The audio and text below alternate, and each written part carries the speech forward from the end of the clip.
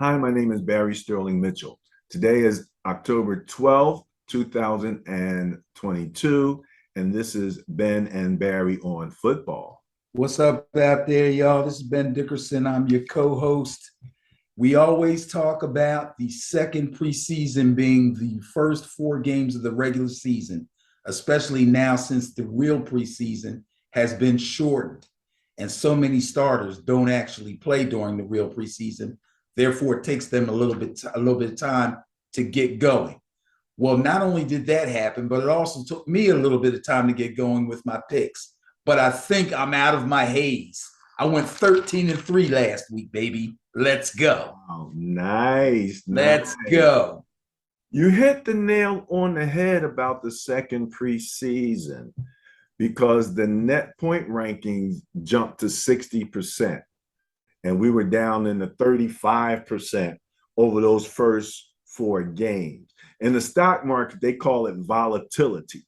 Right, You know what exactly. I mean? Guys is up and down. Just because I beat you bad, beat this team bad yesterday, don't mean I can turn around and do it to this guy because we don't have our act together like that. Exactly. It just, so much of those things happen.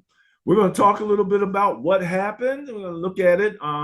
We have the Sterling Pro Football Net Point Power Rankings coming up. I put out the top 5. I don't know if you saw that, Ben. The top 5 in the net point rankings. No, I actually did not look at that. I just put it out on my personal page. It was a sneak peek for my Facebook friends. Right. And one of my Facebook friends, Mark Russell, how are you going to have these guys ahead of the Eagles? Okay. I know the Eagles don't have any losses. Mark Russell, I hope you're watching.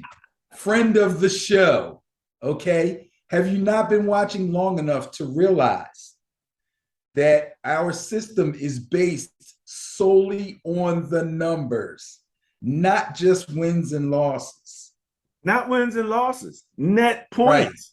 Right. As I said, this is not a wins losses ranking. This is a net point power ranking. Exactly.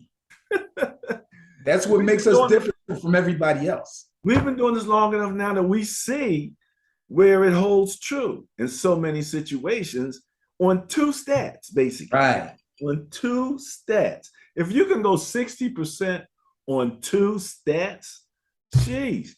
And then you add some, as I tell people, this is just your baseline. If you were going to bet, I wouldn't say bet just on the net point power rankings.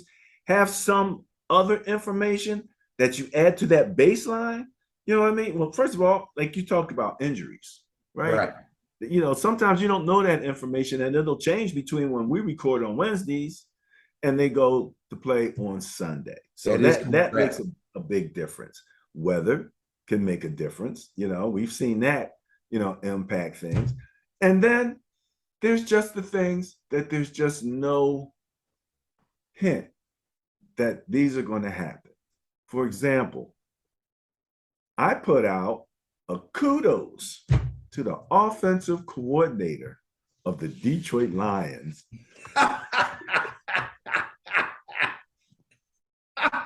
Being the highest scoring team in the league. Unbelievable. Soon as you praise them. Oh my goodness. I had to go look him up. I didn't know who it was. We still don't know who it is for real, for real. No, we know who it is. It's Deuce Staley. Oh no, it's not. That's not the offensive coordinator. Not according to what they had on their website. Oh, that's not his official title. Okay, I got it. I think he was actually like, what is it, assistant head coach? Assistant head coach and running backs coach or something like something like that. Right. He's run game coordinator. Right. I mean, when I'm doing research, there's no standardization, or very little, I should say, standardization. Like if I go to the NFL site and then I click on the team and go to the Vikings site, or then go to the Cardinals site, there's so much that's different, Yeah. And some of them, I think it was the Eagles still didn't have their depth chart posted, So, it's like that. But yeah, as soon as I gave them all those kudos. they let wait a minute. What's his name? Quarterback for the Patriots? Oh, Zappy. Zappy. They let Bailey Zappy come in there, put up 29, and then the Patriots, oh my goodness, shut them boys out. Nothing. You went from first to worst.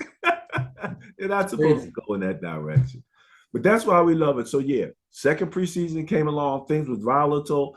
Teams, looked like they could do something and couldn't do anything, and you're finding out who's what, and who's missing who. When you start, they mentioned Devontae Adams leaving the Packers. You know what I mean? Right. And we know that was a big hit. But Scantling, which I know you're not as big a fan of Scantling. No, I'm not. Scantling had his role in that offense. True. Because of his speed. True. You know what I mean? And so he's gone too. And they're talking about how they've changed in the way that they're running their offense with the quick shorts, this and the quick outs to the wide receiver and all of that type of play stuff before you was going downfield. Right.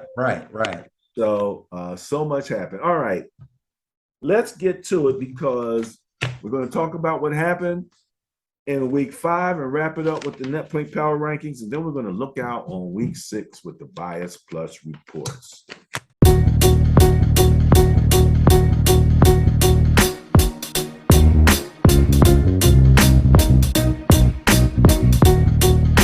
Here we go. Let me remind people, this is the Sterling Pro Football Net Point Power Rankings. These are the averages, which include weeks 1 through 5, okay?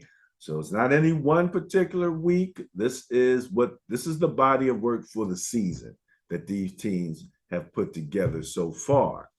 And ANP stands for average net points, APF average points for, APA average points against, and ATLD average turnover differential. So the net points is the difference between the points for and the points against. And the bias plus takes a look at the difference between the net points of the two teams that are matched up and the turnover differential. We smush all those numbers together and come out with a bias plus report. So that's basically how we do it, Mark.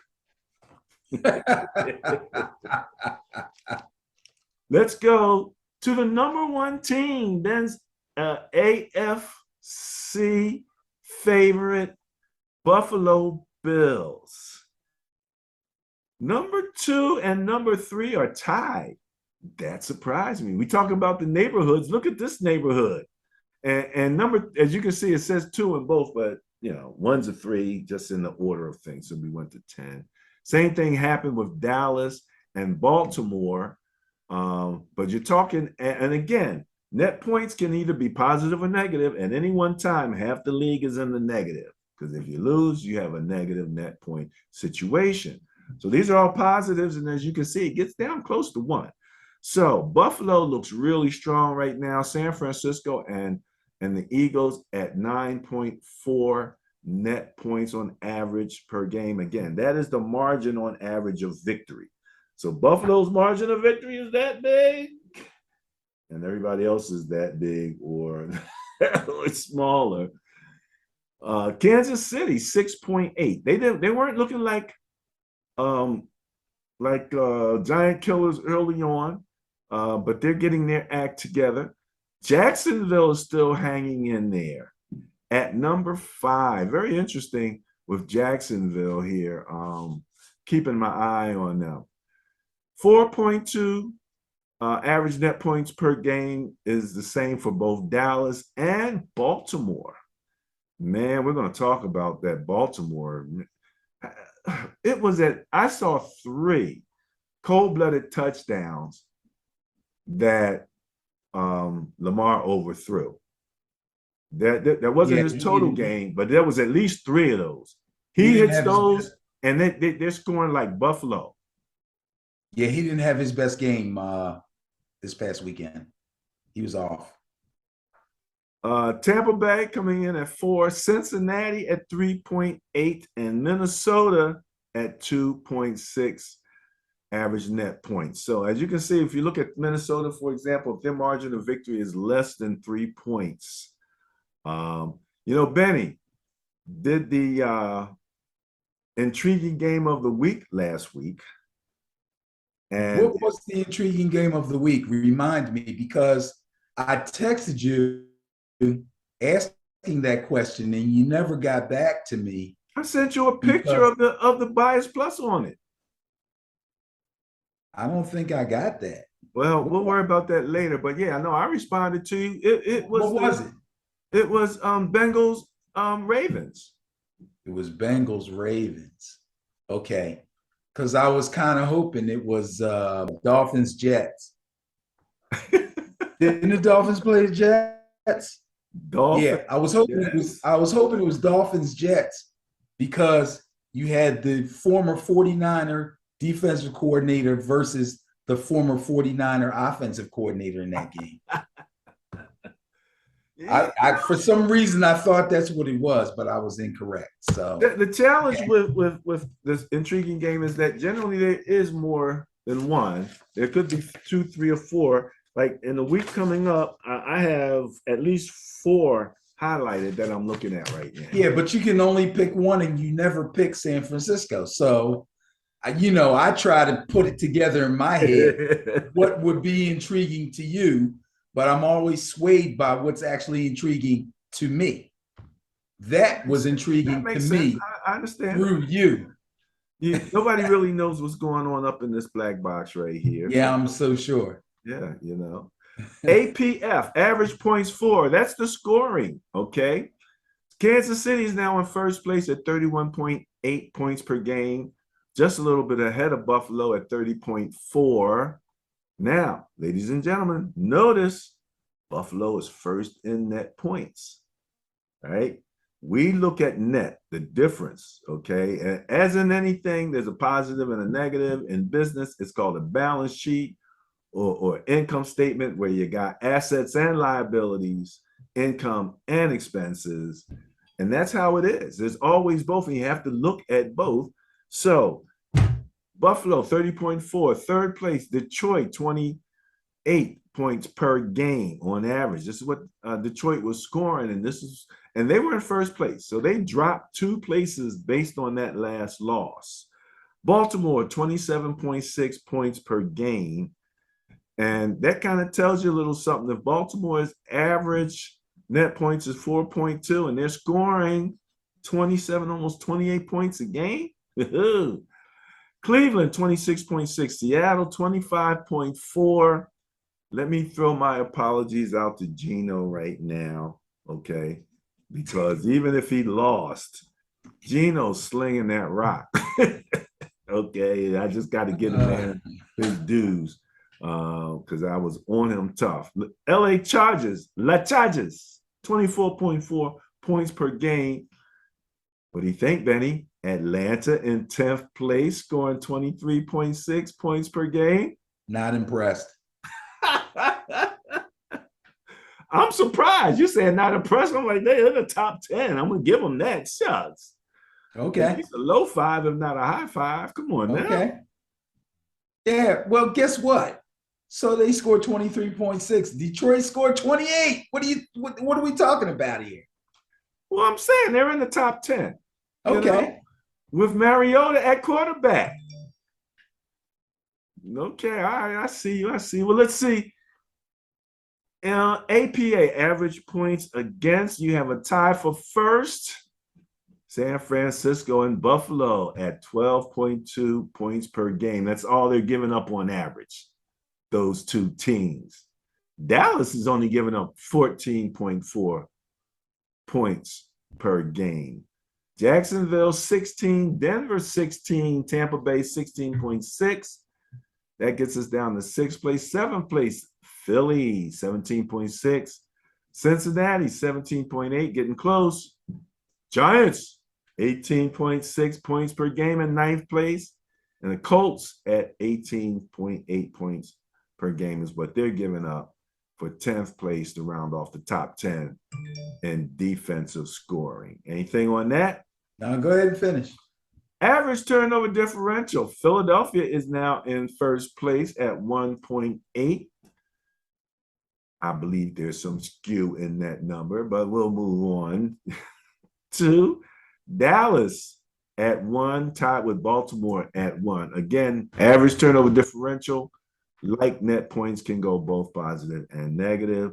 Your next 3 spots are all 0.6 average turnover differential per game. That's Tampa Bay, Arizona, and Buffalo. I'm sorry, that's Houston, Tampa Bay, and Arizona.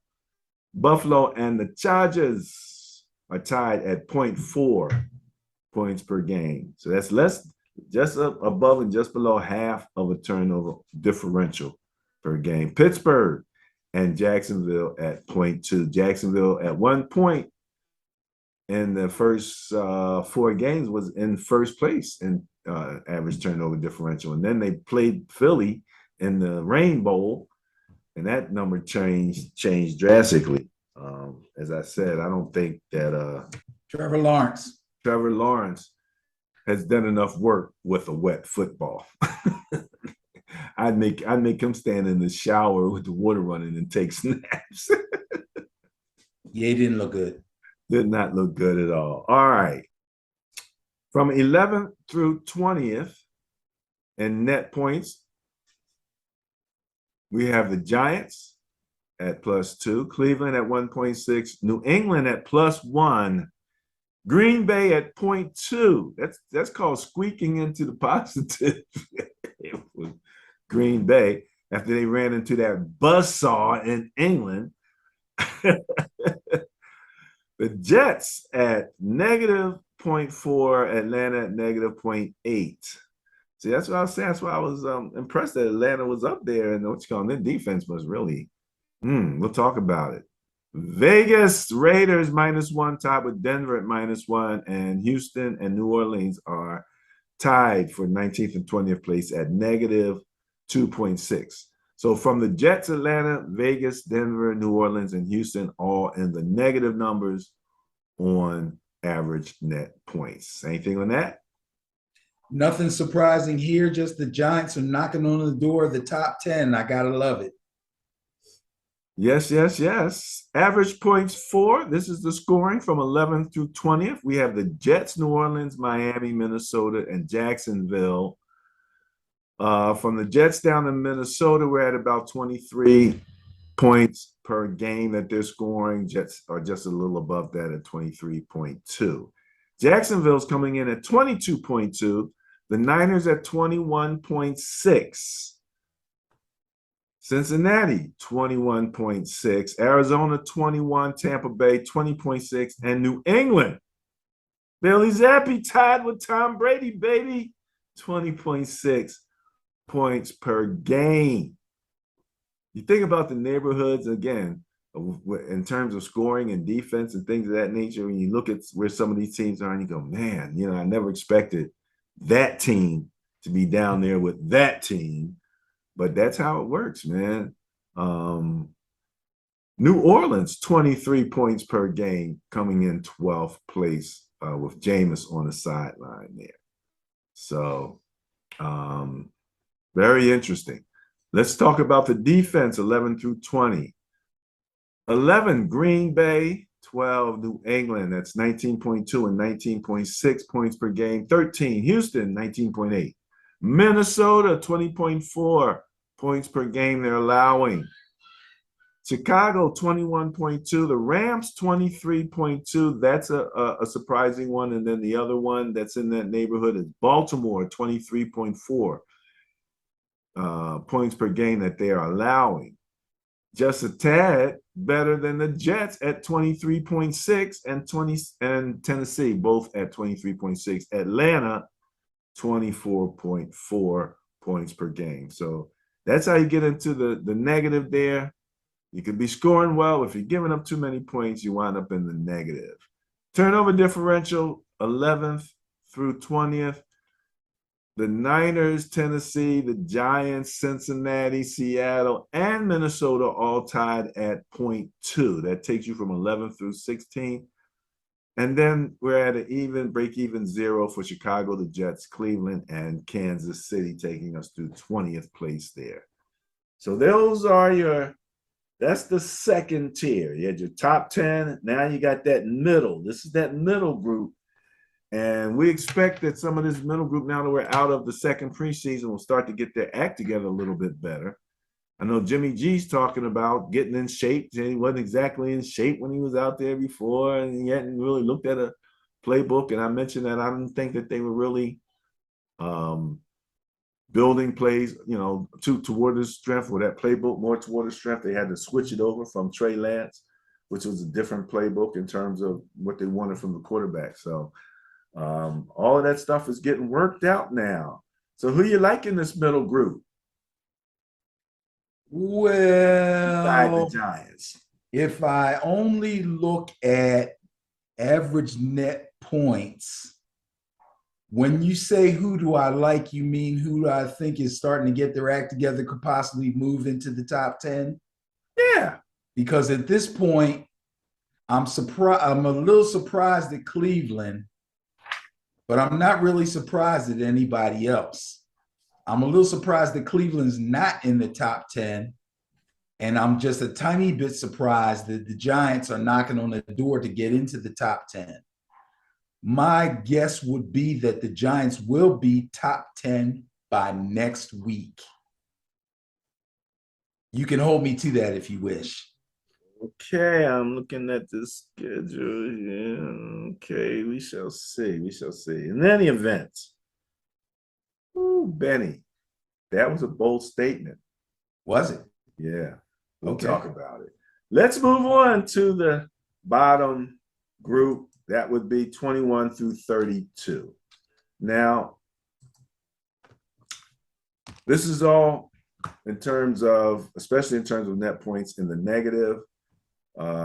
These are teams that, could make a move into the positive, but they've got some issues. 21, Chargers at minus 2.8. Miami at minus 3.2. 22nd, 23rd, Arizona minus 3.6. 24th, Chicago minus 4. Tennessee is 25th at minus 4.4. These are all average net points. Indianapolis minus 5. Seattle minus 5.4. Carolina minus 5.8 in 28th place. 29th, Detroit minus 6. 30th, here you go, the LA Rams minus 7.2.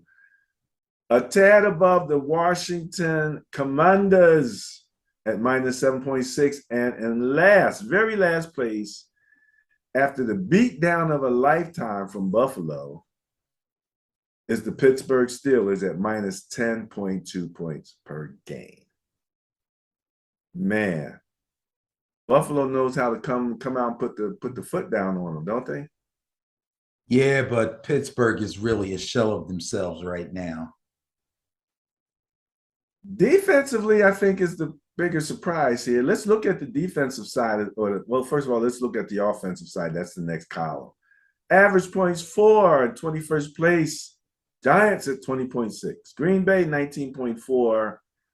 Tennessee, 19.2. That's 21 to 23. 24th place is Dallas, 18.6. That's Cooper Rush. Carolina, 18.6. They're tied with Dallas for 24th and 25th place. Washington, 18 points per game. Chicago, 17.2. Houston, 17.2. The Rams, 16.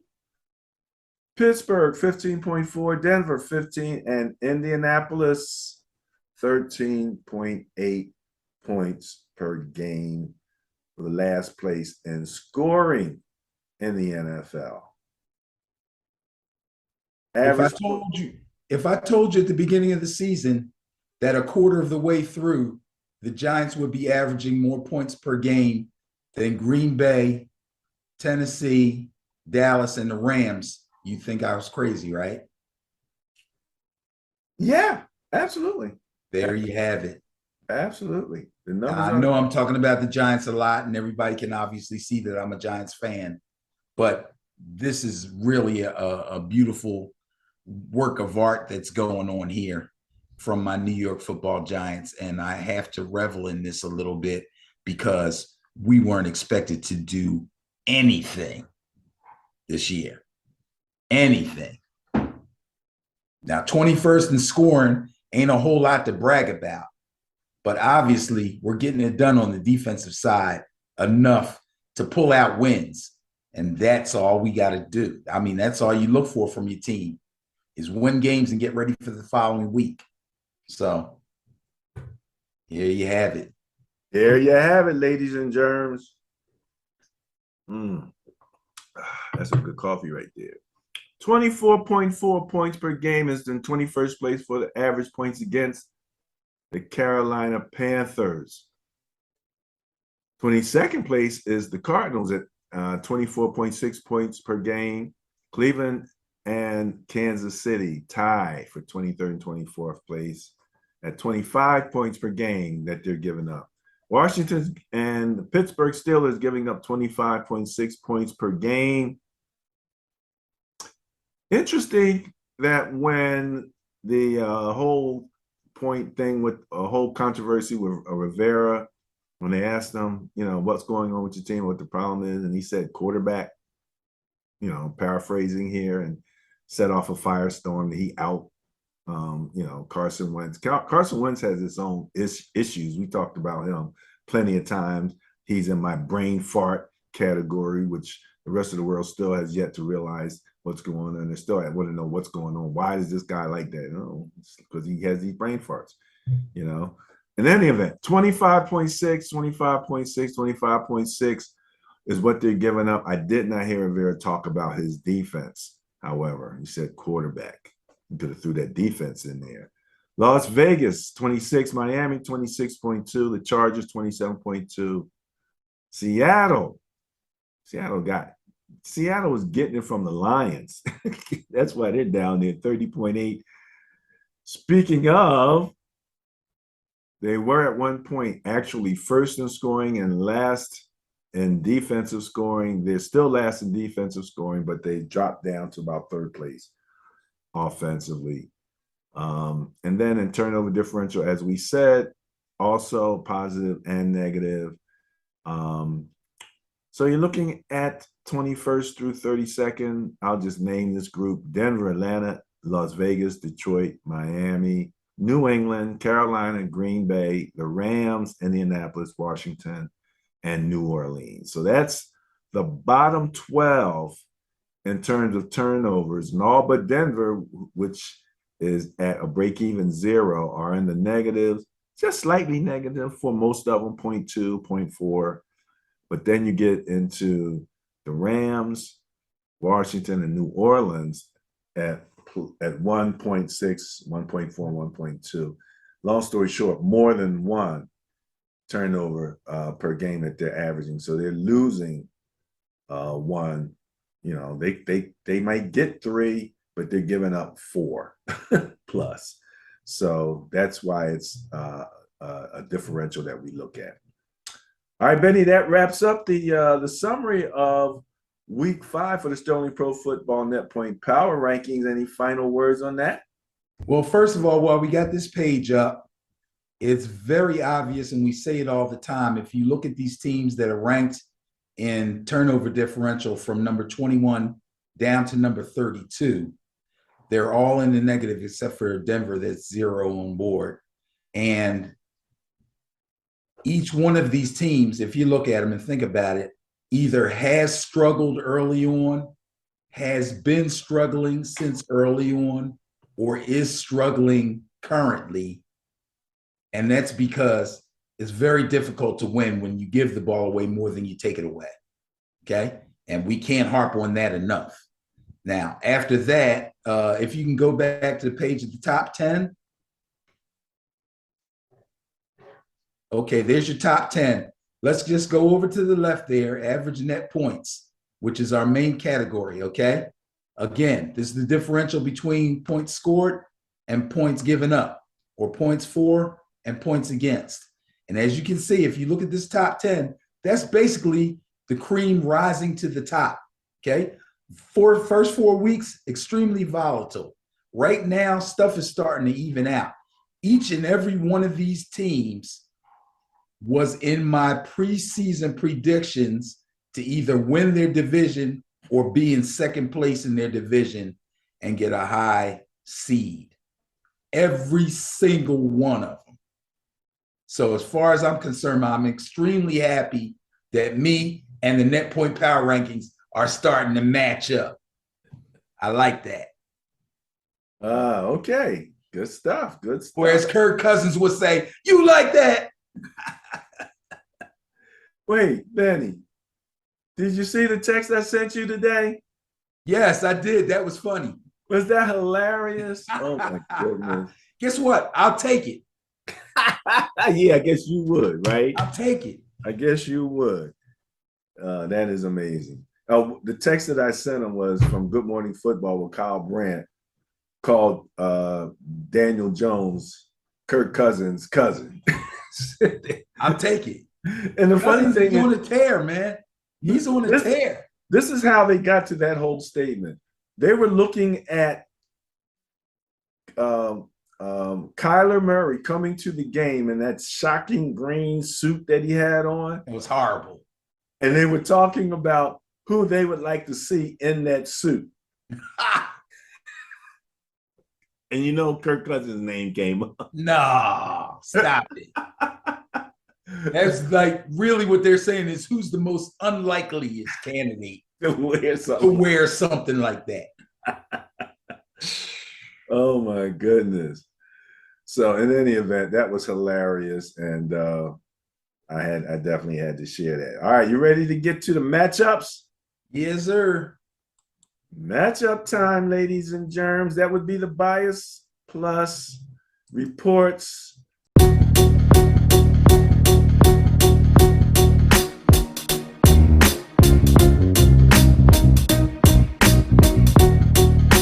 Bam, with the first game, we talked about the Commanders. The Pro Football Bias Plus reports for the NFL Week 6, 2022. You have the Washington Commanders at the Chicago Bears. A Bias Plus score of 5 favors the Bears. Favors the Bears. I like the way you said that. And again, that stinky defense of the Commanders. You got. It's bad enough if Carson wants to get you right on the goal line and can't see 3 people open or go ahead and run the ball in. Couldn't happen. But in addition to that, you're giving up all of those points. So who do you like in this matchup? Well, sir, I'll tell you. Yeah, Commanders against the Bears. I'm glad to see Brian Robinson is back. He got shot in the leg right before week 1 in an attempted carjacking, but the guy has come through okay. He looks good. I mean, he looks good physically, but unfortunately, he wasn't able to do much against the Titans, and neither did the other Washington running backs. Carson Wentz somehow kept his team within striking distance with his arm until he threw an interception on his final drive, which kind of is Carson Wentz-like. Yes, he threw for 359 yards and 2 touchdowns, but he also got sacked 3 times. He got hit 13 times, and he put the ball on the turf 3 times. Although Washington was able to recover all 3 of those fumbles, he did drop the ball.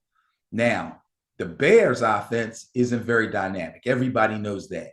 They try their best to lean on their running game and not lean too much on their second-year quarterback, Justin Fields. But his 208 yards passing was it was actually a season high, actually. The only reason the game versus the Vikings seemed close was the Vikings basically cruised through this whole game, kind of fell asleep in the middle of the game after building a lead, allowed them to get back in and then scored late to put them away. But I don't think the Vikings were ever actually threatened.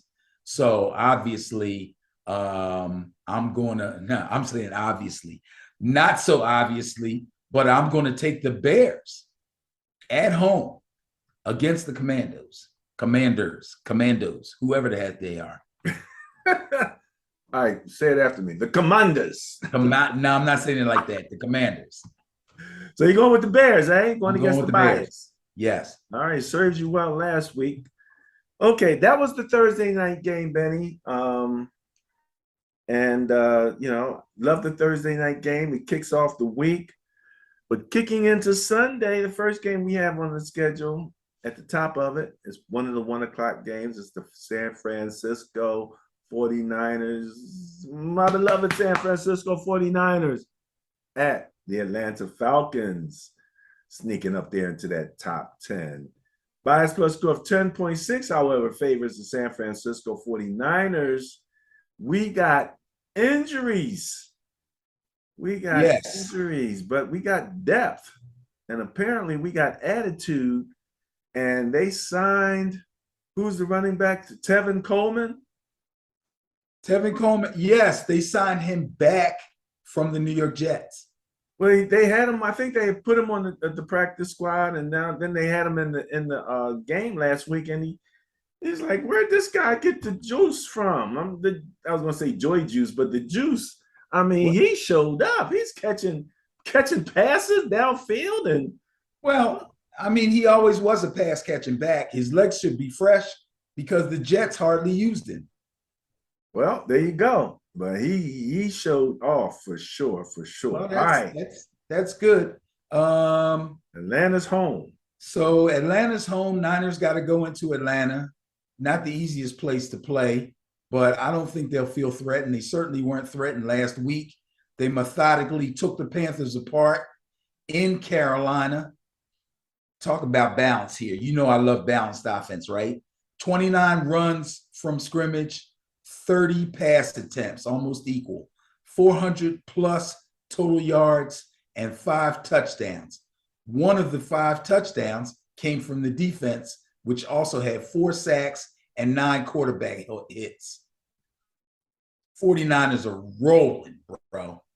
They're rolling.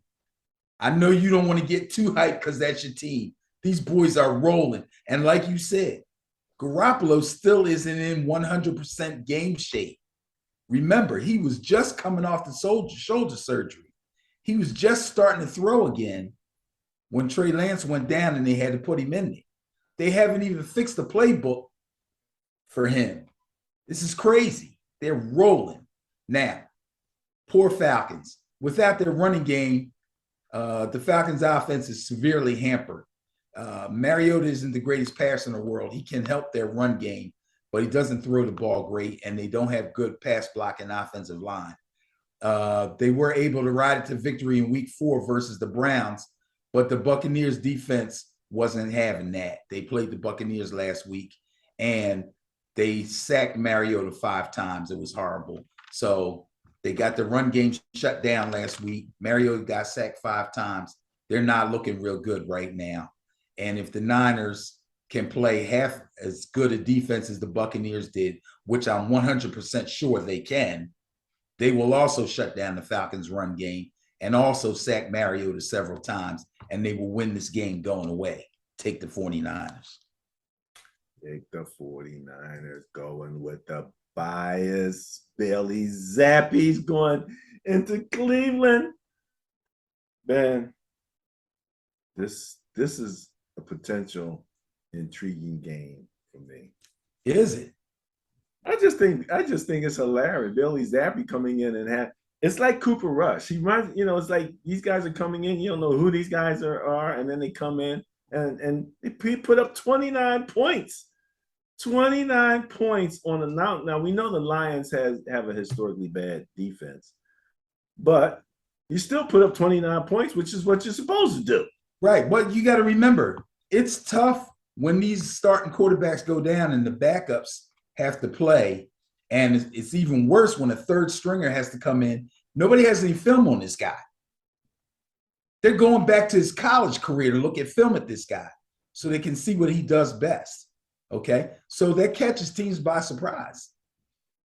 Really does. Well, we've had that discussion before, and it kind of dictates the second ascension for quarterbacks once they start playing and teams get film on them, and then can they still play at that high level even if they watched all the film in the world. So I'll just say Mahomes, for example. I mean, we've seen how much film on him, and he can't stop him. Then Oh, yeah. Well, we're talking about the difference between one of the best guys in the league and a third stringer. But no, but what I'm saying, what I'm talking about is just there's a line, a delineation in the levels for you have that new guy with no film and he plays well, and then he gets film and he still continues to play well.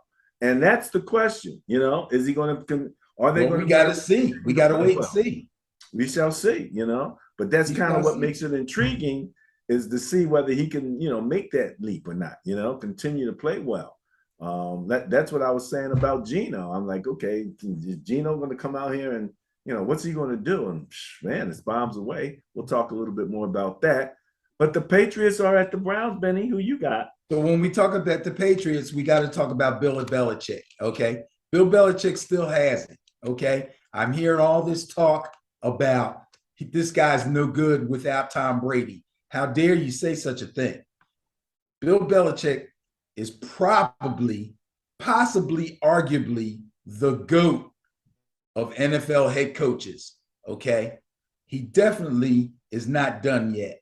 Now, what they were able to do last week was not flashy, but Bill Belichick still knows how to do less with more, probably better than anybody else in the league. Not only you mean more with less? Did I say less with more? Yes, you did. I meant more with less. Thank you. Not only is he the head coach, although he may not say it in name or may not be listed in name, he is the defensive coordinator. And although they're pretending that other guy that used to be a defensive coach who is now their offensive coordinator in name, believe me, Bill Belichick is pushing all the buttons on all three phases of this team. Now, not only did he scheme up a defense to handle the number one scoring offense in the league, which was the Detroit Lions, but they actually shut them out. Yeah. The offense has no real superstars, but they leaned on their current best players, and each one of those guys came through. Their fourth-round rookie, third-string quarterback, Bailey Zappi, only threw for 188 yards, but he did throw for a touchdown and was 17 of 21. Pretty efficient, right? That's what you want. That's right. And if you got a run game, like you said it before, that you have to look at total offense. If they right. Put how many yards did they put together total? I got that. Ramondre Stevenson took over for Damian Harris when he went down. I think Damian Harris had about 50-some yards when he went down. Ramondre Stevenson came in and ran for 161 yards on 25 carries. Wow. They pounded them on the ground. Wow. Pounded them. And wide receiver Jacoby Myers caught 7 balls for 111, and he's just coming back off an injury. But last but not least, what really put them over the top, the kicker. We got to give kickers credit sometimes. We never give them enough. Nick Folk converted 5 out of 5 field goals. That's big. 5 out of 5, that's really big. That's big. Nice job for the Patriots. Now they're playing the Browns and they have to go to Cleveland. So the Browns went back and forth with the Chargers last week. This is weird. This is cool. Listen to this. With 2:44 left in regulation, the Chargers are up 30-28. The Browns have the ball. Jacoby Brissett throws a pass into the end zone intended for Amari Cooper. It gets intercepted by Chargers safety Aloy Gilman. The Chargers were only able to drive to their own 46-yard line after taking over at the 20 after the interception in the end zone. So they drove from the Browns 20 to their own 46-yard line. They found themselves with a 4th and 1 at their own 46. And Brandon Staley, who is famous for going for it on 4th down, decides to go for it instead of punting. If I'm not mistaken, the Browns were out of timeouts. So the Browns are out of timeouts. You're winning. There's 2:44 left in the game. You're on your own side of the 40. You can punt them deep and force them to drive, but you decide to go for it. He throws a slant. to Mike Williams. The pass gets knocked down. This boggles my mind sometimes. I don't understand. I don't know if this was gut move or analytics move. I got a funny feeling it was an analytics move, although the coach may have said that it was gut move. I don't know. Unfortunately for the Browns, the Chargers defense stood up again, and they were able to stop them at the 35. They forced a 54-yard field goal, and the Browns missed the kick. So the Chargers were able to come away with the win. But that was a rough game.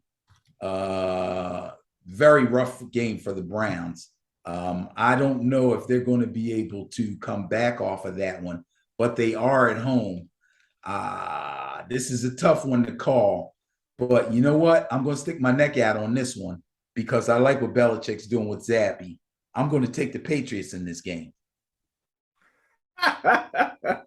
Yeah. Oh my goodness. All right, Jacoby, you're gonna let Billy Zappi come in there and take that thing from you? Man, that's crazy. That's crazy. I think the Belichick can put the kibosh on the Browns offense. Well, I mean, you know, if anybody can do it, that's the man, for sure. I mean, okay. All right. So you're going against the bias. Yes. Going with the Patriots. That is correct. All righty. That's what you do. Okie dokie. This is actually an intriguing game to me. Okay. New York Jets at the Green Bay Packers. Bias plus score of 0 favors a tie. What? Bias is a tie? The bias is a tie. Now look. Who would have thunk it? The Jets and the Packers. Come on, man. At the beginning of the season, if somebody told you that, you kidding me? The Jets and the Packers, you'd be like, what? Oh, and, man. You know, it's funny because the Jets and the Packers are 0.2. Okay. Oh, wait a minute. Hold it. Jets. Packers, 0.4, 0.6, right. 0.6 points differential in the Packers' favor. Packers net points again is 0.2, and the Jets are minus 0.4. Okay. So pretty close. But then the Jets are 0 in turnover differential, and the Packers are 0.6. Interesting. So, negative 0.6. Oh, even more interesting. That's where you had your +6 for the Packers. But in turnovers, you had your -6. Mm-hmm.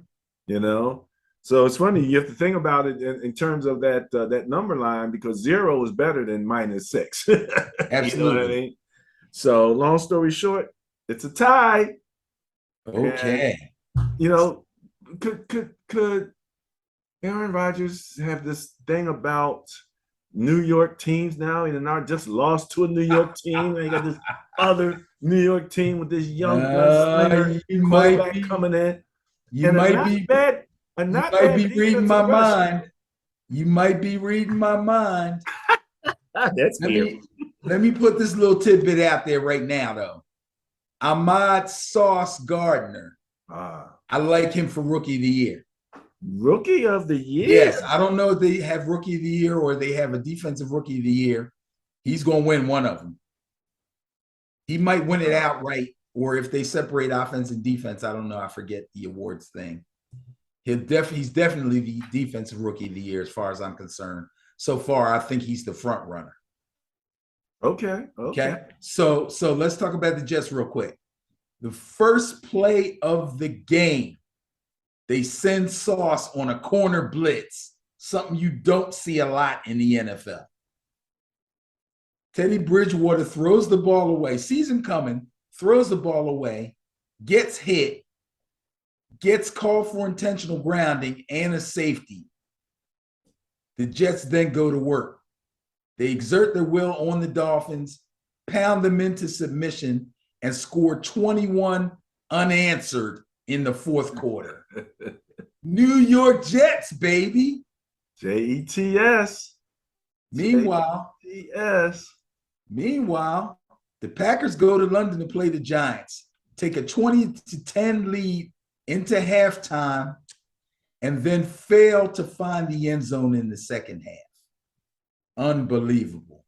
This thing with Aaron Rodgers and the young wide receivers is real, man. Old man Randall Cobb, who hadn't received more than 4 targets in any game this season so far, was targeted 13 times. What the heck is going on? Yeah. Packers offense is out of whack, and LaFleur doesn't seem to know what to do about it. I don't think he can figure this thing out, man. He's at a loss. The thing that I saw, and we talked about it when I watched that game, it first of all, I was starting to question the Giants because it just seemed like they had, it seemed like it was too many trick plays. Like I thought that they were successful on some more fundamental plays, especially when they had to do it in third down because the trick play didn't work. They had the one double reverse and that you guys actually scored on. Okay. But to be quite honest with you, the defender had the tight end dead to rights in the backfield and missed the tackle. And he just turned it up and went into the thing.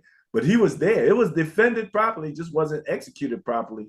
And it was, to me, it looked like a double reverse. And it looked like one too many. It was a double reverse. Yeah, it was like. What other trick plays did they run?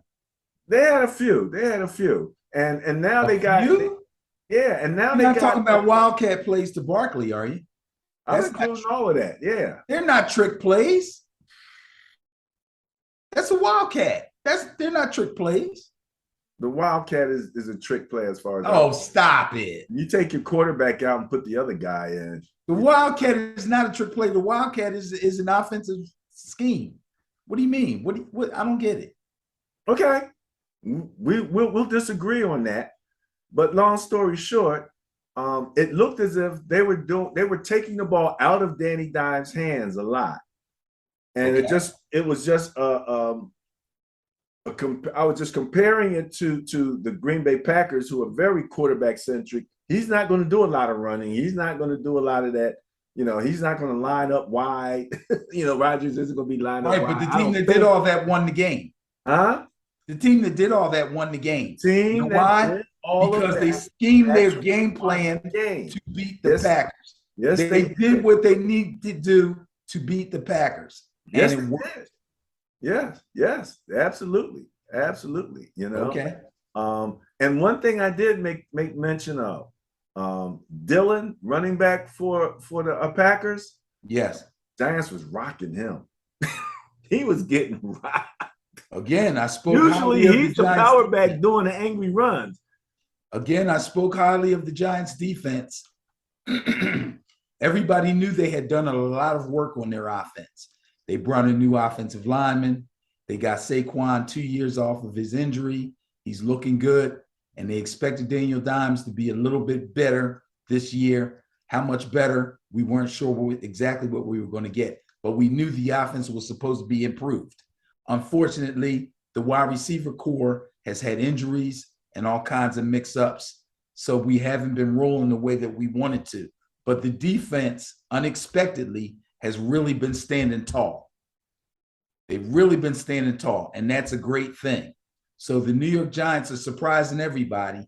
I'm sure everybody out there is waiting for them to fall. It may happen, and it may not. But I tell you what, I love the way they started out. Meanwhile, we're not supposed to be talking about the Giants because we're talking about the Jets and the Packers. And by the way, yes, I'm picking the Jets to go into Lambeau and beat the Packers. Yes. Zach Wilson. Let's go, baby. Going with that New York flavor. Okay, here we go. The Jacksonville Jaguars at the Indianapolis Colts. Bias plus score 7.6 favors those Jaguars. They were still pretty strong in the standings. They were kind of successful early on, ran into a problem with the Eagles. What do you think about this one? Well, it looks like the loss to the Eagles in week 4 may have really brought the Jaguars back down to earth. Trevor Lawrence, who suffered 5 turnovers in the game against the Eagles, went 25 of 47, which is obviously a horrible percentage. That's horrible. 25 of 47, that's putrid. It was 286 yards. He threw 2 more interceptions. The defense that was actually playing pretty well early on, it even showed in the net point power rankings, all of a sudden, now they can't tackle. They let running back Dameon Pierce break off a 20-yard run, during which he ran through 7 tackles. This is the Houston Texans rookie running back, Dameon Pierce. He broke off a 20-yard run, which doesn't seem very far, but he broke 7 tackles before they actually brought him down at the 1-yard line. That was a run in the 4th quarter of the game. He scored 1 or 2 plays later, I forget. Those plays were preceded by number 1 overall draft pick, Trayvon Walker, linebacker Trayvon Walker, who actually broke into the neutral zone, had a neutral zone infraction, got flagged for it, continued to run into the backfield, grabbed quarterback Davis Mills, and flung him to the ground. You want to talk about a brain fart, bro? That one was huge. That was 15 yards and an automatic first down right before Dameon Pierce's big run. That pretty much was the demise of the Jacksonville Jaguars. That kind of thing cannot happen. You said he flung him to the ground. Yes. It's been 3 weeks. We're going to talk about flinging to the ground. So we started talking about this, and it's hitting the fan now. Yeah, it really is. We were like 2 weeks ahead on this. Right. But okay. So last week's Thursday night game was the Colts playing the Broncos. Now, I'll tell you what. I don't know. I guess at the beginning of the season, they looked at this as being a pretty good game. This game was a freaking stinker. This game was horrible. This game actually was hard to watch. The Colts won the game 12-9. 4 field goals they had to kick to get that 12 points. Matt Ryan got sacked 6 times. He got hit 12 times, and he threw 2 interceptions. Unbelievable. I cannot pick the Colts in this game, even though they're at home. I'm going with the Jaguars. Going with the Jaguars. Going with the bias. Yes. Minnesota Vikings at the Miami Dolphins. Bias plus score 6.4 favors those Minnesota Vikings. The Dolphins are down to their 3rd string quarterback. All that backup quarterback work we put out, just to remind people, go back to Ben and Barry on football, and during the 2022 season, we put out something weekly. Before there were games, we were going through all the backups and the brain trust, so you know who the GMs, and we talked about the Broncos situation way back in February, but all that information is still there. Long story short, right now, he has a very interesting name. The quarterback for the Dolphins, the 3rd string quarterback. What's his name? Do you know? Skylar Thompson. Skylar, that's what it is. Minnesota Vikings facing Skylar and the Miami Dolphins. Bias plus score 6.4 favors the Vikings. Right. So the Vikings got to go down to Miami. I don't know how the heat's going to be down there. That can sometimes be a problem, especially for a West Coast team or a Northeast team. Well, not maybe necessarily for a West Coast team, but a Northeast team or a Northern team. Vikings are actually a dome team. So I don't know how the heat would affect them. Probably it would be more to the adverse side than to the good side. But anyway, last week, the Vikings played the Bears. Now, other than throwing 1 pick, the Vikings' big 3, which is Kirk Cousins, Dalvin Cook, and Justin Jefferson, all played really well. They jumped all over the hapless Bears early. Then they kind of fell asleep and let the Bears come back. Then they had to score late, and they were able to win the game, but they never really were threatened. Unfortunately for the Dolphins, after a 3-0 start, including a win over Buffalo, the Dolphins actually looked downright formidable. But quarterback Tua Tagovailoa suffered a concussion in the Bills game and then got concussed again the following game against the Bengals, which was actually only 4 days later, which was really not a good thing because they say after you sustain a concussion, it's a lot easier to get a second one.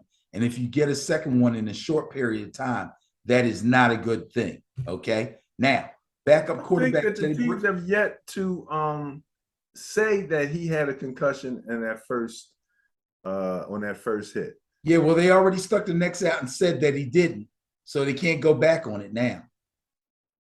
Okay. But he's being treated as if he did. They put him through other protocols. Now, yeah, after they claimed that he passed them all. The Bengals game, he was definitely concussed. There was any question about that. Right. They claimed that he passed them all. Okay. And then he got the second one, which was, there was no denying that one because he got laid out. But the fact that he looked the way he looked after the first one is something that caused the NFL to change the concussion protocol rule, which we'll talk about later with some other quarterback hits. Okay, the fact that when he got up, he was stumbling around, that actually caused them to make a change last Saturday in the rules. How they change rules like this, I don't know, but they did it.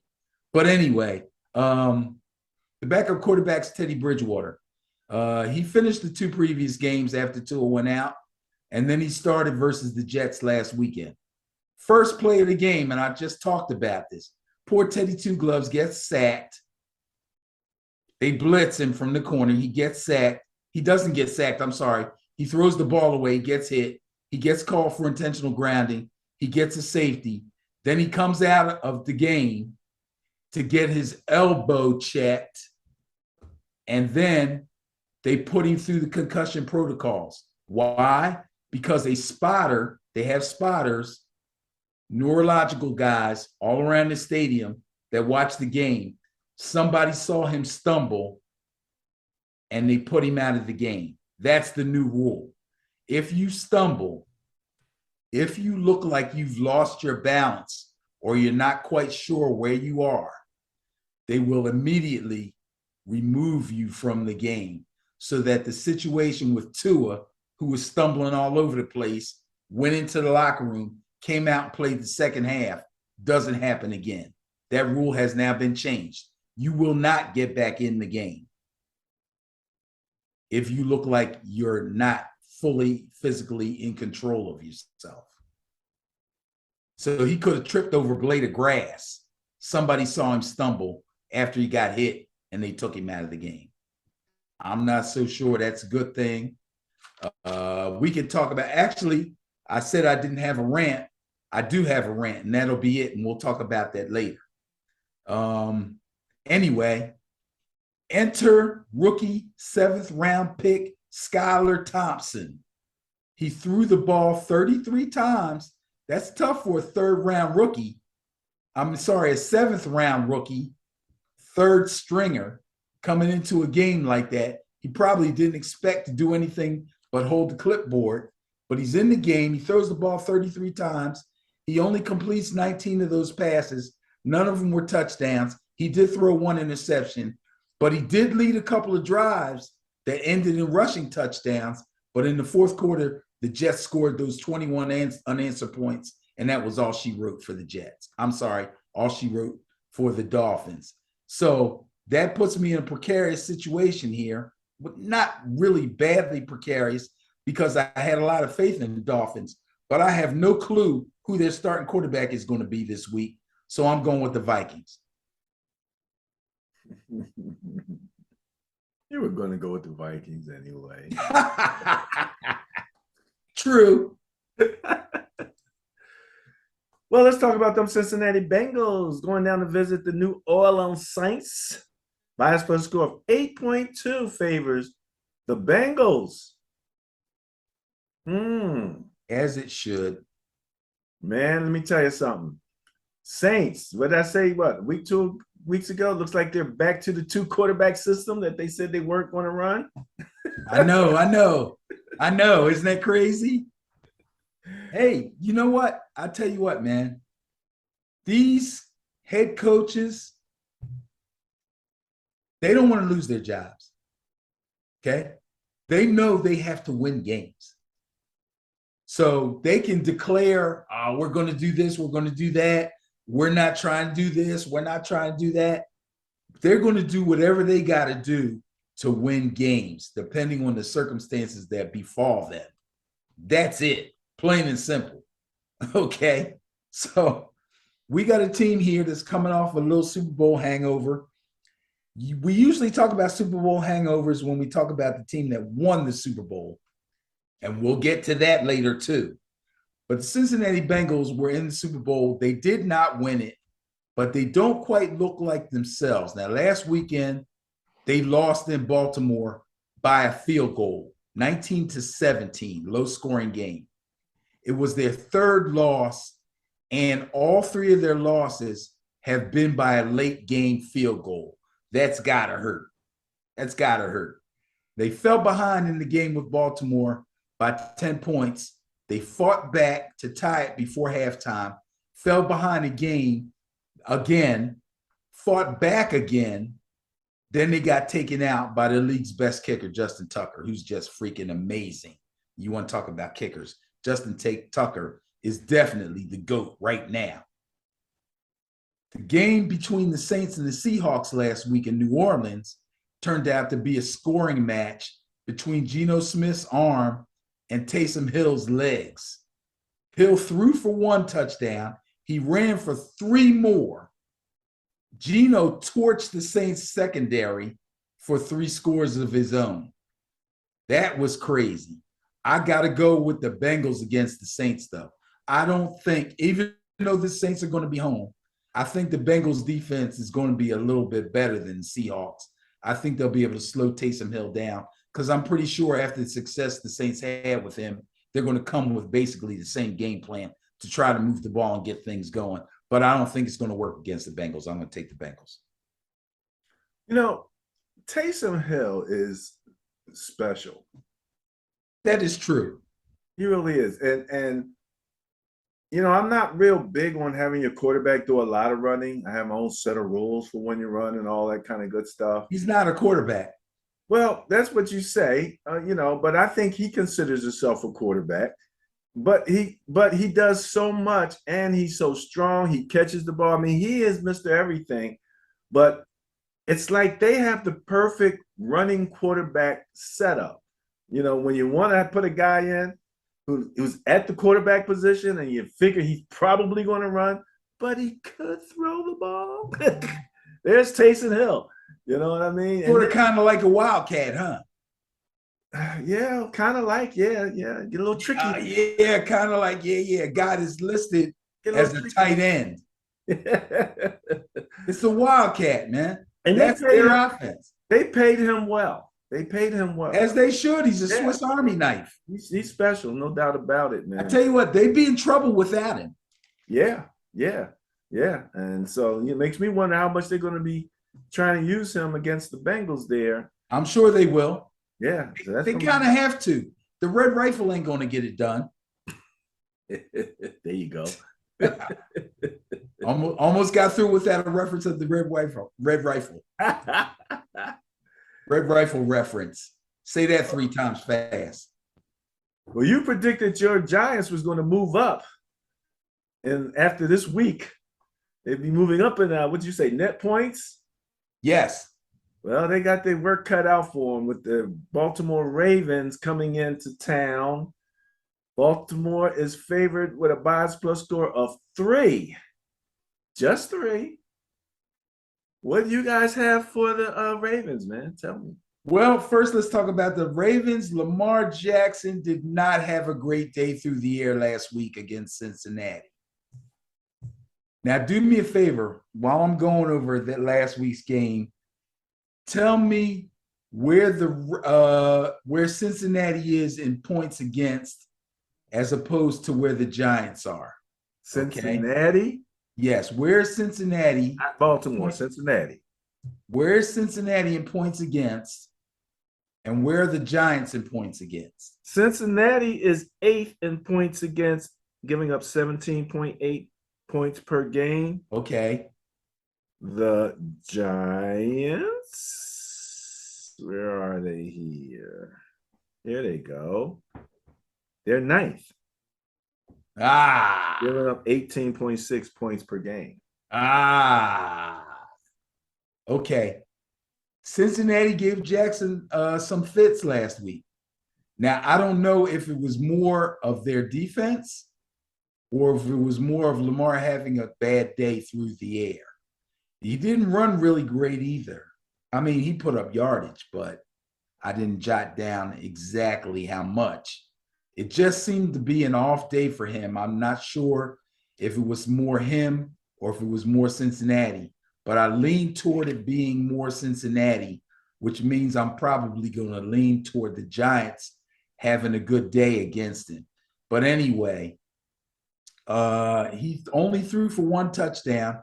He also threw an interception. They were actually lucky to win the game. Justin Tucker converted 4 field goals, including the game winner, as I said before. Now, here's a fun fact. The Giants are now 3-0 in games played in London. Ha. I heard that early in the morning on my way out the door to my flag football game as I asked the football gods to please bless the Giants to be able to win another game in London as they had twice before when they went to London. And in fact, the football gods granted me my wish. Daniel Jones and Saquon Barkley are the dual leaders of this offense. Neither of them were overwhelming with volume as far as statistics go, but both were very, very efficient. Jones was 21 of 27, extremely efficient for Daniel Jones, a guy who people say is not a good quarterback. 21 of 27, 217 yards. He ran 10 times for an additional 37 yards. Barkley had a total of 106 yards from scrimmage on only 16 touches. The defense did a stellar job holding Green Bay's offense scoreless in the second half. I got a defense that held the Green Bay Packers scoreless for the entire second half of a game, going against an offense who struggled last week against the Cincinnati Bengals defense. I am taking the Giants to beat the Ravens next week. You know, Green Bay's offense is not that great. I wouldn't bank too much on the fact that they beat a Green Bay. I didn't say they were great. It's still Aaron Rodgers. Well, as Aaron Rodgers can't. It's still Aaron Jones. It's still A.J. Dillon. What did you just say? What'd you say they did to A.J. Dillon? Oh, they stoned him. Okay. That's true. True. They went to work on them boys. They've been running on everybody. All right. Even if they hadn't been winning, even if Rodgers hasn't been great, they've been running on everybody. All right. No problem. They got Saquon, and we all are Saquon fans, no doubt about it. Okay, going with the Giants, going against the biased. The bias plus. Tampa Bay Bucks at Pittsburgh Steelers. Hey, Ben, did you see my post? I said I'm going to call the Steelers quarterback Kenny, the fake slide guy, Wicked Pickett. Yeah, that's too much, man. You got to let him go on the fake slide. I'd rather call him Kenny Wicked Pickett. He actually pulled I think he got a flag when he went to slide and the guy hit him anyway. Yeah, probably. He got a flag. See, his reputation precedes him. That's what I'm saying. You won't be fake. Listen, let me tell you something, man. This is classic. You won't do that college crap in the NFL. Okay? People saw that. We're not the only ones who saw that. They saw that. They're like, dude, you try that in the NFL, I'm going to take 15, bro. You kidding me? Oh, my goodness. Well, let me tell you something. When the Steelers coaching staff decided to go with Pickett and looked up at the schedule and saw, boom, we got the Bills. Boom, then we got the Bucs. That's called trial by fire, man. Yeah, they should have made that move the week before. They really should have. They should have made that move in the preseason. Nah, can't make the move in the preseason. They should have made it the week. Once they realized Trubisky wasn't going to be any better than they saw he was going to be, they had a Thursday night game, which gave them 10 whole days to prepare for the next game. That was when they should have made the move. All right. Bottom line is, for some reason, they thought Trubisky was going to come in and be this man. He's Trubisky. Somebody else, it was funny, I'm listening to the commentators, somebody else compared a quarterback's poor performance to Trubisky. I was like, his name is becoming synonymous in the way that we use it. When we say he's Trubiskying it up. Trubiskying it up.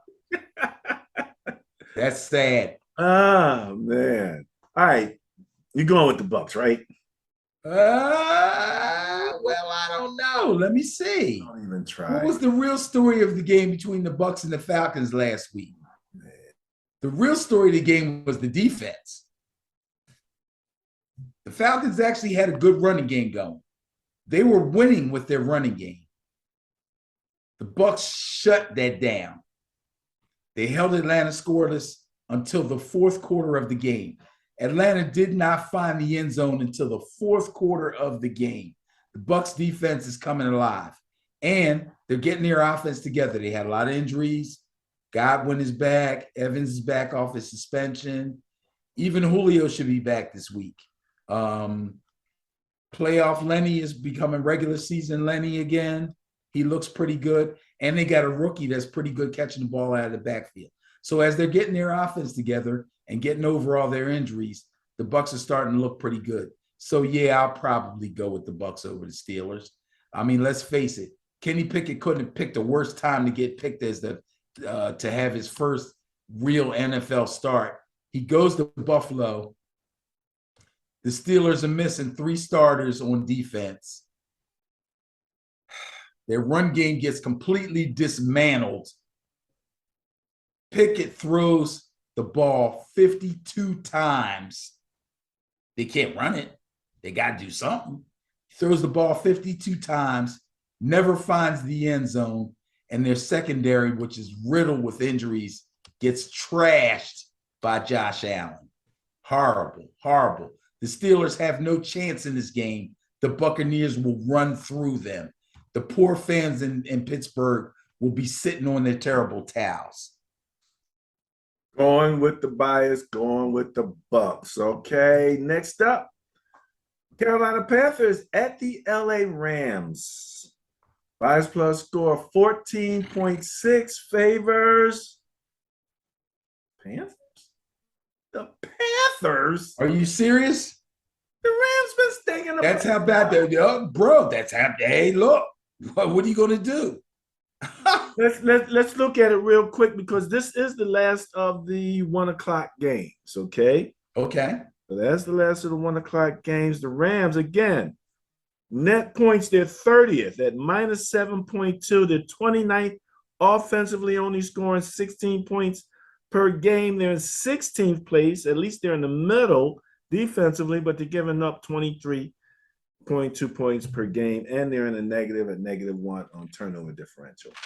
So just based on past performance, and past performances, future results are no guarantees based on past performance, but long story short, they got some work to do. Yes, they do. And I really don't trust the Panthers, but to be quite honest with you. Baker's hurt, kind of, sort of, maybe. Well, I would not. Let's since we're talking about past performance, let's talk about last week. I would not be surprised if the Carolina Panthers are now in full tank mode. These guys got basically nothing to play for, if you ask me. They don't have a coach, right? Fired the coach. They got completely destroyed by the 49ers. Baker Mayfield saved them from having to decide if they could afford to bench him by coming up with an injured ankle. He had a boot on at the end of the game. The head coach, Matt Rule, was unceremoniously fired on Monday, the day after the game. And there are rumors that Christian McCaffrey may be traded. Can't get much worse than that. I think the interim head coach is now Steve Wilkes, who one time was the head coach or interim head coach of the Arizona Cardinals. I forget which.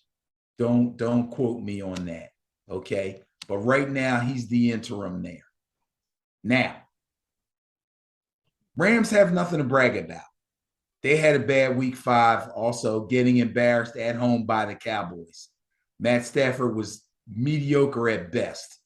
The run game was almost non-existent, and also non-existent was their run defense. But they will be at home, and the Panthers are a complete mess. They'll probably start P.J. Walker at quarterback, my man, P.J. Walker from Temple, okay? But it's not going to help them, bro. Rams are at home. I take the Rams to win. I can understand it. Yeah, this is a get-right game for the Rams.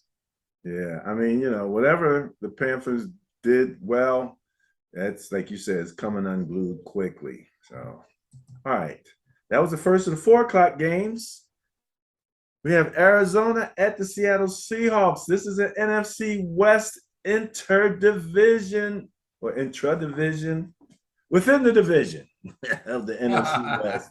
Bias plus score of 2.2 favors the Arizona Cardinals. Okay, 2.2. That's perfect for a game like this. Nice small bias. These teams are really close.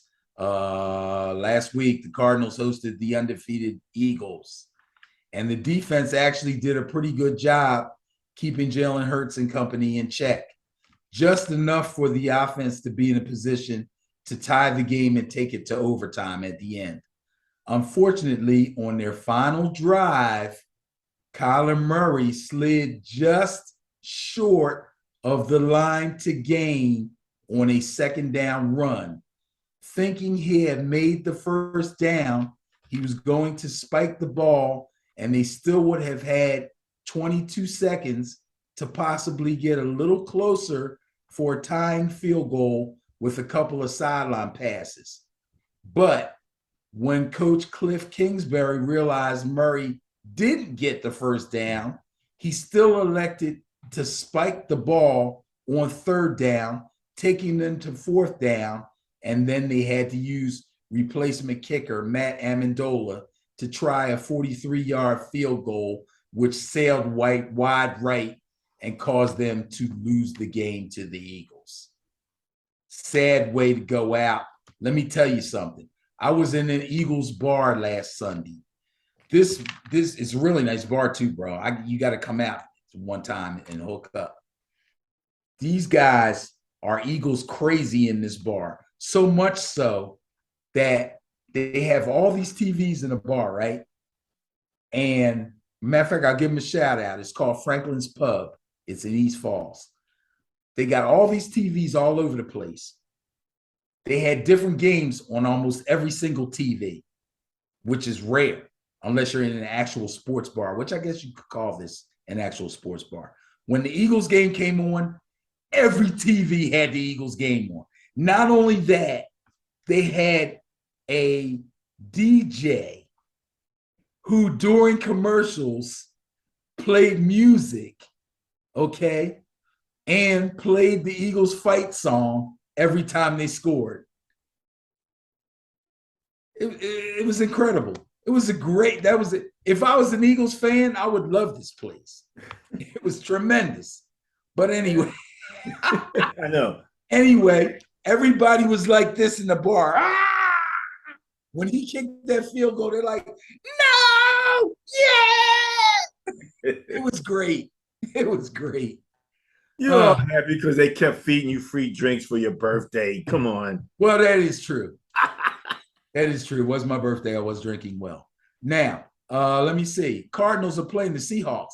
So what happened with the Seahawks? They went to New Orleans. They put up a pretty thrilling fight. They surprisingly exciting Geno Smith threw 3 touchdown passes. 2 of them went to Tyler Lockett. 1 went to DK Metcalf. Those guys are still the stars of the team. However, it looks like they may have a new star, running back Kenneth Walker III, who is a rookie. took over for Rashad Penny, who got injured. He ran the ball 8 times for 88 yards. What's that, like 10, 11-yard average? 8 to 88 is 11. Yep. And he 11 to touched, and he 11. scored a touchdown. So the Seahawks ain't dead yet, bro. I got a funny feeling Cardinals are going to go up to Seattle. They're going to face the 12th man, and they're going to have some trouble. I'm thinking third because the new third guy or the new fourth guy in there is Kenneth Walker, who gives them a pretty nice boost in the running game. DK and Tyler Lockett are still really good. I think I'm going to pick the Seahawks in this one. I'm going to go against the bias. I think Geno can get this one done. All right. Well, they're both in the negative. That's the one thing. Arizona's negative 3.6 net points. Seattle's negative 5.4. Ergo, you have the favor for the Cardinals, just a little bit less negative. But yeah, I've been surprised by Seattle. And again, the NFC, guess what? They're out there talking about the NFC East is now the best division in football. Isn't that crazy? I can't say that. I can't say that. I think that's a bit much myself, but it's a little bit of a stretch, but they're far stronger division than most people expect. You can't call them the NFC least right now. No, you can't do that. Can't do that. All right.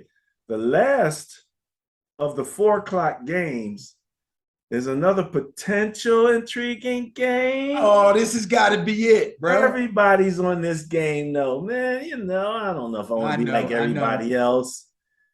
Buffalo Bills at Kansas City Chiefs, and the Bills have a bias plus score in their favor of 11.8. That's pretty strong. That's a strong bias going into Kansas City. Man, okay, the reason their bias is so strong, I know people are getting tired of me saying it, okay, but the Chiefs defense just ain't that good, but you have to expose them and you have to score touchdowns or you're going to be in trouble because Mahomes can score at will. It's a big deal, okay? He threw 4 touchdown passes to Travis Kelce alone last week. I'm not going to get into a whole big deal with this, okay? This is a heavyweight battle. The Bills are coming off a total annihilation of the Steelers, and the Chiefs had to fight tooth and nail to get past division rival Las Vegas Raiders. I'm taking the Bills to roll in the Arrowhead and beat the Chiefs. They did it last year. They're going to do it again. Going with the bias. And you know something, Ben? This is interesting because, and I know last week I mentioned one of the reasons I chose the Bengals and the Ravens was because it was that classic 2 different styles of quarterback, you know, Lamar versus Joe Burrow. Right. This setup between these 2 quarterbacks, we've talked about height and how height impacts a quarterback. And the shorter guys, a lot of times they have to move so that they can get sight lanes and things because the linemen are all 6'6" now. You know, they're running from 6'4" to 6'7". Right. And if you're 5'11", you know what I mean? It's a visual hindrance. But if you move, you can, you know, get your sight lanes. And so that mobility really helps. Josh Allen doesn't have that problem. Josh Allen can stand in the pocket with all of those tall guys and toss that thing like he did. And he still has the ability to run, that mobility, but it just kind of illustrates the advantage that a taller quarterback has. Now, you know, the taller quarterbacks like Matt Ryan or those guys that are not mobile, you know, they have that advantage, but the additional mobility always helps. And Josh also has that. So, yeah, this is a classic heavyweight matchup. And so sometimes I don't go with the obvious game. But that, like I said, that's going to close out. That's going to be 425. Yeah, you almost kind of have to go with this. I mean, let's face it. All the talking heads on television go back and forth about who's the best quarterback in the league right now. Early on, everybody was in the Josh Allen camp. Then after a few games, of Patrick Mahomes working his magic, people are all back all over him again. But Josh Allen still has the people that say this guy is just amazing. You know, people are going to talk about Patrick Mahomes all the time. They're never going to stop. This guy's just magical, like I said. Now they both meet. We got the classic, not necessarily classic pocket passers, not running quarterbacks, but quarterbacks who are good from the pocket and have the ability to run. And both are pretty good scramblers. I'd say Mahomes is probably a little bit better scrambler. I would say Josh Allen probably moves a little bit better within the pocket, but they both have the ability to run when they need to. Can't ask for anything better than this. What a matchup. What a matchup. Well, Ben, you said, this has to be it. This has to be. Well, it don't have to be, because this next game here. This could be it. Oh, baby. Dallas Cowboys. Cooper Rush coming in the Philadelphia Eagles. Bias plus score of 6 favors those Eagles. Eagles barely escaped Arizona. Cooper Rush is playing right now, there's no doubt he's going to get replaced by Dak when Dak comes back. But Cooper Rush might have just played himself into a contract at some particular point, and rather than making $800,000, sounds like a raise compared to $40 million for Dak, Not only that, I would venture to say, and I could be. This might be a little hyperbole, okay? But I would venture to say that not only has he pretty much guaranteed himself a nice raise, okay, but he may have put himself in position for teams to be looking to get this guy when he comes up on free agency, either as a top flight backup or possibly a starter. And I'm going to say 2 things real quick relative to that. There was a famous, or not famous, one of the top agents or athletes, and he said on one of the business shows that the NFL is awash in revenue. Yeah. Okay. Now he said that. Somebody else said something to the effect of it's getting to the point where teams are going to have to really begin to look at how much they're spending on their quarterbacks, and especially preparing, with that backup. So I've been kind of pushing for backups to get more money, and for backups to be better. The kind of guy that that you can bring in that's doing the job like a Cooper Rush is doing, that's doing the job like a Billy Zappi is doing, that's getting it done. And so once that happens, hopefully they'll get an increase in their pay also. All right, Dallas Cowboys at Philadelphia Eagles. Eagles are favored. They're home. Bias plus score of 6. 6. Who you have? Eagles got the bias, right? As they should. They're undefeated. I like that.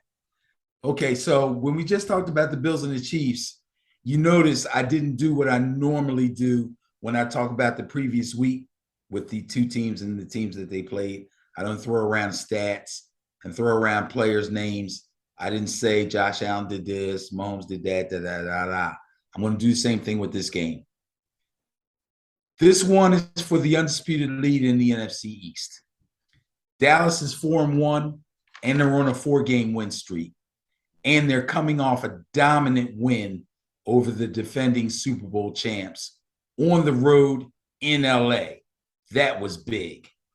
Philly had to hang on and hang in there and had a late scare before they grabbed a road win against the Cardinals. It was a bit precarious. That being said, I believe that the Dallas Cowboys, sorry, y'all, the Dallas Cowboys are going to come into the link and they're going to come away with a road victory against the Eagles. I know and I've been rooting for the Eagles. I've been picking the Eagles to win week after week, but I'm telling you, I think the Cowboys have the defensive structure to really slow the Eagles down. And if they do, that solid offense is going to do the job. They're going to eat clock. They're going to drive the ball.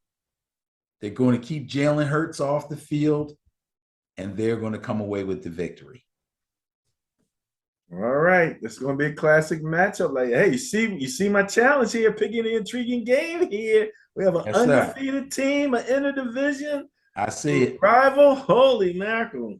Sheesh. All right, Benny. We're going to wrap this up with the Monday night game. That was the Sunday night game we just mentioned. Right. Everybody can focus in on this one. And you know, I like those types of games for the intriguing game where you can watch the whole game and see what happens. When you talked about, for example, Cincinnati, the Bengals, and some of the decisions that the coaches was making, I'm like, these guys is down there in the red zone. They stalled out. No, I'm not going to kick this field goal and tie the game. Oh God. Goodness. I was glad that they lost by the same amount of the decision that they made, because it's like, play football. Just play. You know something? When the score is tied, it's a new game. It's a new game. You can do all types of stuff, even if it's only 3 minutes left.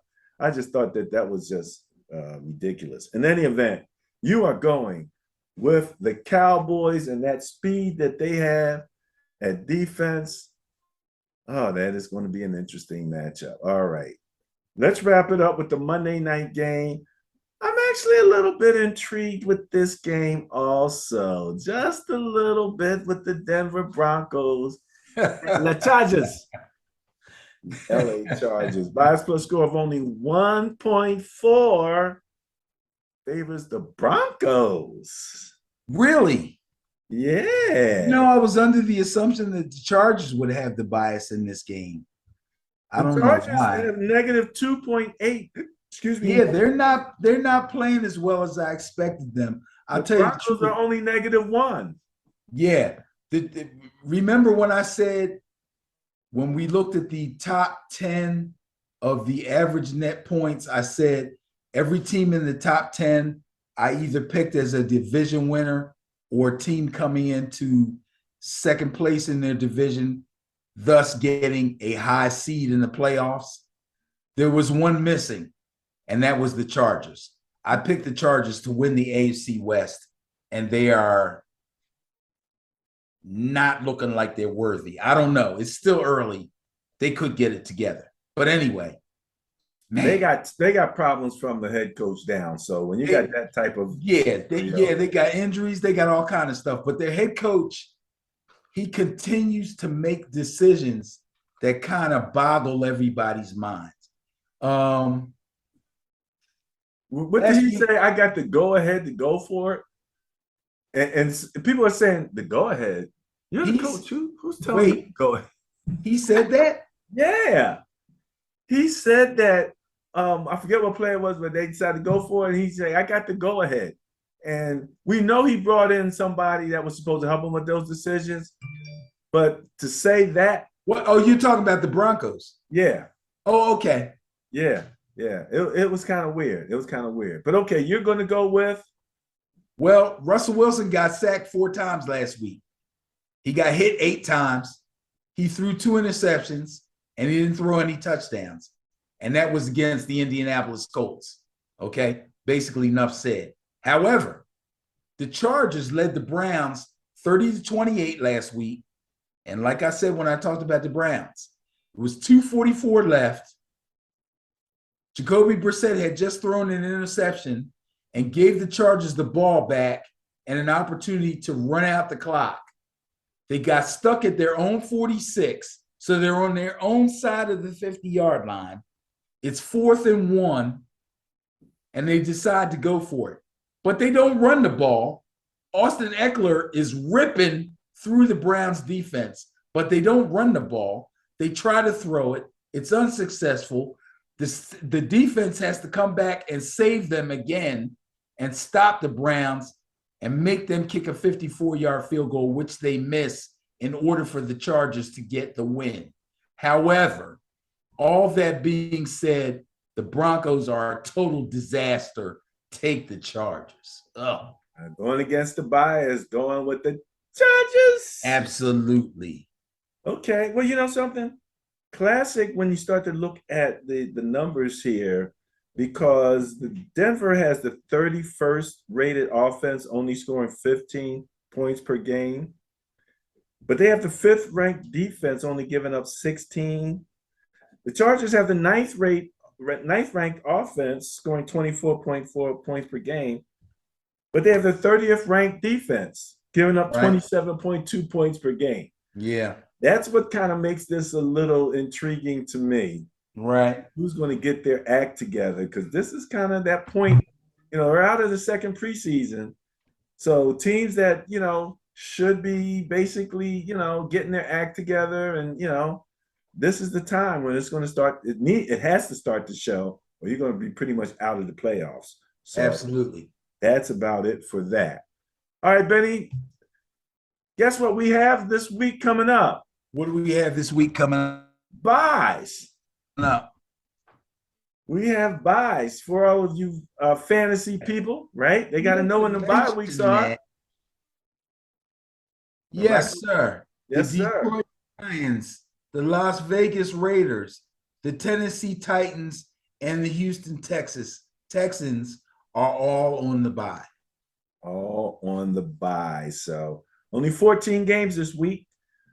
We'll see how we make out with the numbers. And then we wrap up the Bias Plus reports with the team who was the Bias Plus Buster of the week, the New England Patriots. Billy Zappi with an unfavorable bias plus score of 6.2, but a net win of plus 29 over those Lions. Holy mackerel. Bias plus Buster score of 35.2. Congratulations to the New England Patriots. As you said, Belichick still got some juice left. All right. Well, that's all I got, Benny. What you got? I got a rant real quick. This whole roughing the passer thing, we gotta get this fixed. What game was it? We? Yeah, when I say we, I'm part of the NFL, right? Yeah, man. I feel like I am. Brandon Barry on football shows up at the meeting. Right. The owner's meeting. All right, guys, look. Yeah. I wish, bro. Let's face it. Player from the Chiefs rushes the quarterback, right? Am I in the right game? Yeah, okay. They're playing who? Chiefs were playing the Bengals? Bengals. No. I'm sorry. No, was it? Who did they beat? I've been drinking all day, all through this whole thing. Give me a second. The Raiders. The Raiders, right. I'm sorry. Okay.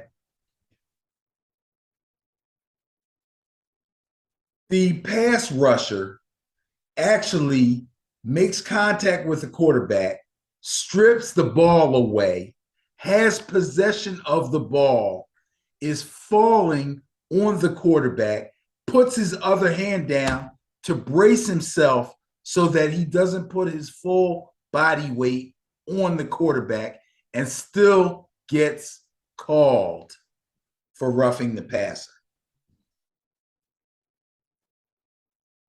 I don't think that's correct. I don't think that's a good call.